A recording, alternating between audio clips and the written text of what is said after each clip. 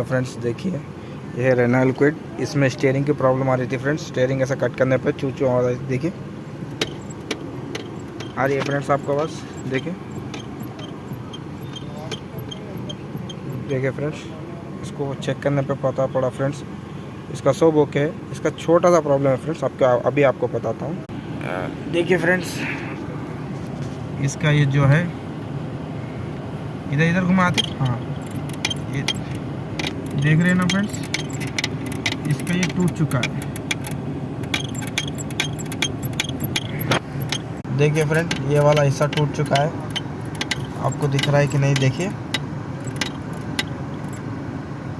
आइला, देखिए फ्रेंड्स, ये वाला हिस्सा टूट चुका है फ्रेंड्स, इसलिए इसमें आवाज़ आ रही थी फ्रेंड्स। अब ये वेल्डिंग होगा तो इसका प्रॉब्लम सॉर्ट आउट हो जाएगा फ्रेंड्स। ओके फ्रेंड्स, अगले वीडियो में मिलते हैं फ्रेंड्स।